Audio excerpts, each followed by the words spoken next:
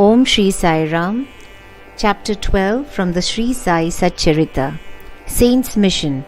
We've seen before that the purpose or object of divine incarnation is to protect the good and destroy the wicked. But the mission of the saints is quite different. To them the good and the wicked are the same. First, they draw the evildoers and set them on the right path. They are the Agathi, to destroy the Bhavasagar, the ocean of worldly existence, or the sun to destroy the darkness of ignorance. The God dwells in the saints. In fact, they are not different from Him. Our Sai is one of these, who incarnated for the welfare of the devotees. Supreme in knowledge and surrounded with divine aura, He loved all beings equally. He was unattached. Foes and friends, kings and paupers, all were same to Him. Hear His Leelas. For the sake of devotees, He gave His stock of merits and was ever alert to help them. But the devotees could never approach Him unless He meant to receive them. If their appointed time did not come, they did not remember Baba, and His Leelas could not reach their ears. Then how could they think of seeing Him? Some men desired to see Sai Baba, but they did not get any opportunity of taking His darshan till His Mahasamadhi. There are many such persons whose desire for Baba's darshan was not thus satisfied.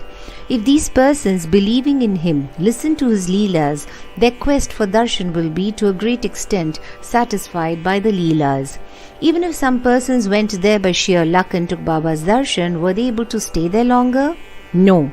Nobody could go there of his own accord, and nobody could stay there longer if Baba did not wish so.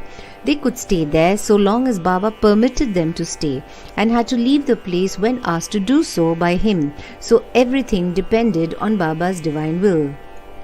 Kaka Mahajani. Once Kaka Mahajani went to Shirdi from Mumbai. He wanted to stay there for 1 week and enjoy the Gokulashtami festival. As soon as he took Baba's darshan, Baba asked him, "When are you returning home?" He was rather surprised at this question, but he had to give an answer. He said that he would go home when he ordered him to do so. Then Baba said, "Go tomorrow." Baba's word was law and had to be obeyed. Kaka Mahajani therefore left Shirdi immediately. When he went to his office in Mumbai, he found his employer anxiously waiting for him. His munim, that is the manager, suddenly fell ill. Hence Kaka's presence was absolutely necessary. He had sent a letter to Kaka at Shirdi, which was redirected to him at Mumbai. Bhau Sahib Dhumal. Now listen to another story. Once Bhau Sahib Dhumal was going to Nifad for a case. On the way he came to Shirdi, took Baba's darshan and wanted to proceed to Nifad immediately. But Baba did not permit him to do so. He made him stay at Shirdi for a week or more. In the meanwhile, the magistrate at Nifad suffered intensely from pain in his abdomen and the case was adjourned. Mr. Dhumal was then allowed to go and attend to his case. It went on for some months and was tried by 4 magistrates. Ultimately, Mr. Dhumal won the case and his client was acquitted. Mrs. Nimonkar. Mr. Nana Sahib Nimonkar, Vatandar of Nimon, an honorary magistrate, was staying at Shirdi with his wife. Mr. and Mrs. Nimonkar were spending most of their time in the masjid with Baba and serving him. It so happened that their son fell ill at Belapur, and the mother decided, with Baba's consent, to go to Belapur and see her son and other relatives and stay there for a few days. But Mr. Nana Sahib asked her to return the next day. The lady was in a fix and did not know what to do, but her god Sai came to her help. While leaving Shirdi, she went to Baba, who was standing in front of Sathis Vada with Mr. Nana Sahib and others, and prostrated at his feet and asked his permission to go. Baba said to her, Go quickly, be calm and unperturbed. Stay comfortably at Belapur for 4 days. See all your relatives and then return to Shirdi." How opportune were Baba's words! Mr. Nana Sahib's proposal was overruled by Baba's decree. Mule Shastri of Nasik. An orthodox Agnihotri Brahmin of Nasik, Mule Shastri, who had studied the 6 Shastras and was well versed in astrology and palmistry, once came to Shirdi to see Mr. Bapu Sahib Bhuti, the famous millionaire of Nagpur. After seeing him, he and others went to see Baba in the masjid. Baba bought various fruits and other things from vendors with his own money and distributed them to the people present in the masjid. Baba used to press the mango on all sides so skillfully that when Baba sucked it, he got all the pulp at once in his mouth and could throw away the seed.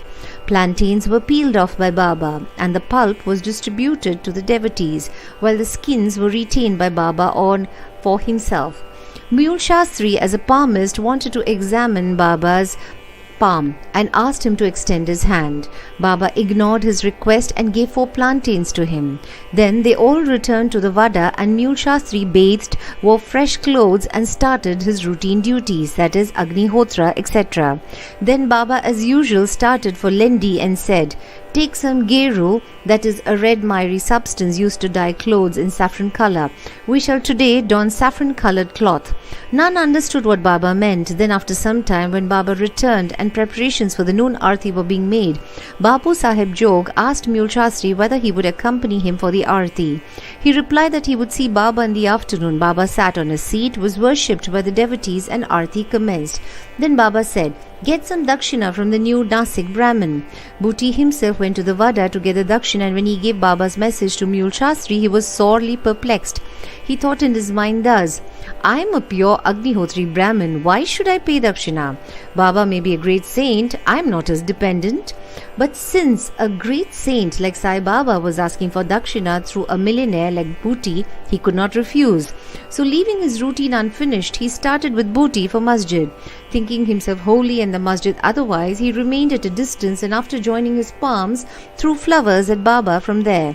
Then lo, all of a sudden he saw not Baba but his late Guru Gholap Swami there. He was wonderstruck.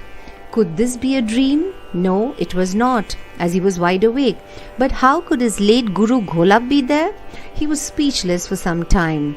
He pinched himself and thought again, but could not reconcile to the fact of his late Guru Gholap being in the masjid. Ultimately, leaving aside all doubt, he went up, fell at his Guru's feet, and then stood there with folded hands. Other people sang Baba's Arti, while Mule Shastri chanted loudly his Guru's name. Then, casting off all pride of caste and sacredness, he fell at his Guru's feet and closed his eyes. When he got up and opened his eyes, he saw Baba asking for dakshina. Seeing Baba's blissful form and his inconceivable power, Mule Shastri forgot himself. He was extremely pleased. His eyes were full of tears of joy. He again saluted Baba and gave the dakshina. He said that his doubt was removed and he saw his own Guru. On seeing this wonderful Leela of Baba, all the people, including Mule Shastri, were much moved, and they realized the meaning of Baba's words. "Bring geru, we shall don saffron-colored clothes." Such is the wonderful Leela of Baba. A doctor. Once a Mamlatdar came to Shirdi with a doctor friend of his. The doctor said that his deity was Ram and that he would not bow before a Mohammedan, and so he was unwilling to go to Shirdi. The Mamlatdar replied that nobody would press him to bow down, so he should come and give the pleasure of his company. Accordingly, they reached Shirdi and went to the masjid for Baba's darshan. All were wonderstruck to see the doctor going ahead and saluting Baba. They asked him how he forgot his resolve and bowed down to a Musalman. Then the doctor replied that he saw his beloved deity Ram on the seat, and he therefore prostrated himself before him. Then as he was saying this, he again saw Sai Baba there. Being dismayed, he again said, "Is this a dream? How could he be a Mohammedan? He is a great yoga sampanna, full of yoga avatar." Next day, he made a vow and began to fast. He absented himself from the masjid, resolving not to go there until Baba blessed him. 3 days passed, and on the 4th day, a close friend of his from Khandesh turned up, and with him he went to the masjid for Baba's darshan. After the salutation, Baba asked him whether anybody had gone to call him that he had come. Hearing this vital question, the doctor was moved. The same night he was blessed by Baba, and he experienced bliss supreme in his sleep. Then he left for his town, where he remained in the same state for a fortnight. Thus his devotion for Sai Baba increased manifold. The moral of all the stories mentioned above, specifically that of Mule Shastri, is that we should have firm faith in our Guru and on none else. More Leelas of Sai Baba will be described in the next chapter. Bow to Shri Sai, peace be to all. Samastha Lokah Sukhino Bhavantu. Samastha Lokah Sukhino Bhavantu. Samastha Lokah Sukhino Bhavantu. Om Shanti Shanti